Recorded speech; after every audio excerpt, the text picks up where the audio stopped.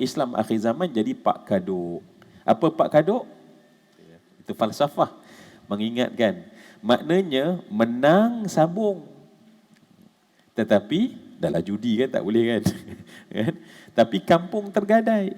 Kita menang konon debat tapi rumah hancur. Sebab tu jangan rumah hancur, maka jangan buat dari awal. Wala jidal. Tapi nampak ke? Tak nampak. Saya nak sentuh ada 3 benda yang Allah tak bagi kita buat. Dan bila kita tengok yang tak bagi tersebut, bolehlah kita kategorikan. Ada benda yang Allah tak bagi kita buat. Yang pertama, fala rafatha. Kemudian wala fusuqa. Kemudian wala jidal. So ada rafath, kemudian ada fusuq, ada jidal. Ada 3.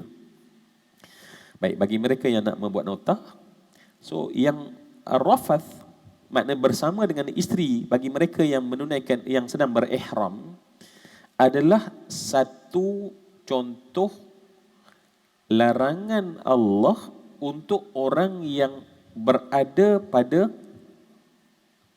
orang kata apa, yang kita, pada minggu sudah kita cerita muqarrabin tu ya. Ya, muqarrabin. Sebab golongan muqarrabin yang paling tinggi adalah malaikat.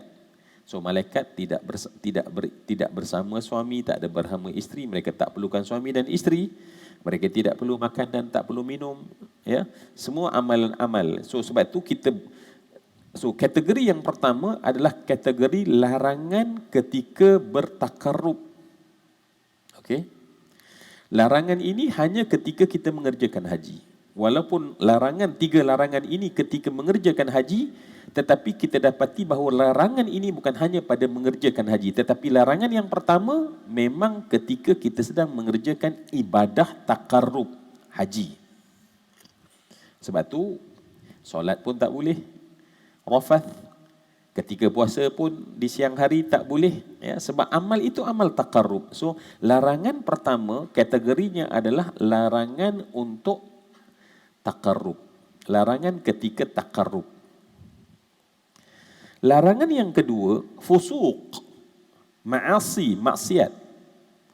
Ya, masa haji Allah tekankan, tetapi sebenarnya al-fusuq dilarang walaupun kita tak mengerjakan haji. Di luar musim haji sepanjang hayat. Ya. So kategori yang kedua adalah larangan, sebenarnya larangan sepanjang hayat. Yang pada musim haji kita tak buat, dan kemudian lepas haji kita juga tak buat. Rafath, ketika mengerjakan ihram kita tak buat, tetapi kemudian ketika habis haji, ketika kita tidak berihram, kita boleh buat. Ya, sebab kategori itu berbeza. So tujuan yang kedua ialah larangan untuk kita hidup. Maksudnya sepanjang hidup kita tak boleh fusuk. Dan yang ketiga adalah larangan, sebab haji bukan seorang, haji berjamaah. Haji ma'annas, haji bersama dengan manusia. Maka bila haji bersama dengan manusia, bila kita bersama dengan manusia, ada larangan dari Allah sebagai tambahan, wala jidal. Dan ini juga bukan sekadar masa haji, ketika kita bersama dengan manusia dalam jamaah, bersama ummah, wala jidal. So nampak ya, 3 larangan untuk 3 kategori. 3 larangan untuk 3 kategori. Ya. Jadi kalau kita duduk seorang-seorang, kalau kita duduk datang berseorang-seorang tak ada masalah. Tapi once kita mula datang berjamaah, kita ada grup macam ni, maka ingat perintah Allah, tegahan Allah. Kalau kita nak tahu bahawa haji kita mabrur, maknanya bila kita balik daripada haji, kita bukan orang yang suka jidal. Jidal. Apa makna jidal tu? Kahkein. Kahkein ni makna dia saja betul. Ya. Kita tak pernah raikan pandangan orang. Kita tak pernah nak raikan pandangan orang. Sedangkan kita tahu hakikatnya bahawa manusia dalam ilmu itu ada pendapat-pendapat. Ya. Dan kita tak pernah nak raikan pendapat. Asal orang tak betul pada kita, daripada pendapat kita, salah. Maka kemudian kita pun jidal. Apa jadi? Jadilah dia macam Pak Kaduk. Ya, umat Islam akhir zaman jadi Pak Kaduk. Apa Pak Kaduk? Menang sabung, kampung. Semua tak tahu, tak ingat dah cerita Pak Kaduk . Ingat lagi Alhamdulillah ya. Kalau saya cakap dengan anak-anak muda kita di universiti, dia tak faham Pak Kaduknya cerita. Itu falsafah. Mengingatkan. Maknanya menang sabung. Tetapi dalam judi kan tak boleh kan. Kan? Tapi kampung tergadai. Kita menang konon debat tapi rumah hancur. Sebab tu jangan rumah hancur, maka jangan buat dari awal. Wala jidal. Tapi nampak ke? Tak nampak.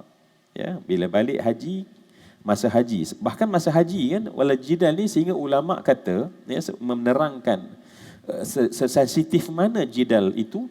Kita kalau kita tanya satu pendapat daripada daripada kita duduk di Malaysia ni, kita ada lembaga tabung haji sebagai tempat rujukan kita. Jangan kita pula mengada-ngada dah dapat satu panduan untuk menunaikan haji tersebut, kita pergi tanya pula orang lain. Sebab tanya orang lainnya, pendapatnya lain pula. Akhirnya kita confuse. Kemudian manusia hari ini bukan sekadar confuse, tetapi manusia dia mempertahan. Aku tanya lembaga tabung haji Bangladesh, dia kata macam ni. No, lembaga haji Jepun cakap macam ni. Masya Allah. Akhirnya amal tah ke mana umat Islam di Arafah kerjanya berjidal. Nampak tak? Sebab energi umat Islam ini habis kelihatannya dalam perdebatan. Sebab tu pada saya jidal ini yang Allah sebut ini bukan untuk hanya pada musim haji, tetapi kalau hajinya mabrur, ketika dia bersama dengan jamaah dan ummah, dia bukan mengambil pendekatan jidal. Ya, apa pendekatan dia? Meraihkan pendapat. Ya, ini yang dipegang oleh majlis agama kita. Majlis agama kita pegang. Maknanya pada satu benda yang di sana adanya hujah pada orang lain, maka janganlah kita menyesatkan orang yang ada hujah. Ingat ya, ada hujah. Kalau tak ada hujah, tak boleh pakailah. Jangan main sebut-sebut saja. Ya, kemudian itu dianggap hujah, itu tidak dianggap hujah. Hujah adalah ada sandaran-sandaran yang betul. Baik.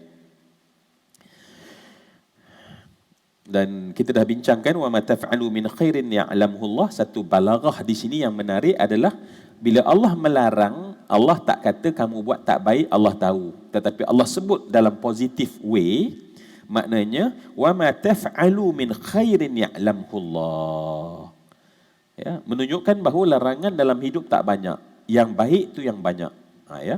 Yang baik tu banyak. Jadi Allah gunakan wa ma taf'alu min khairin ya'lamuhu Allah. Okey?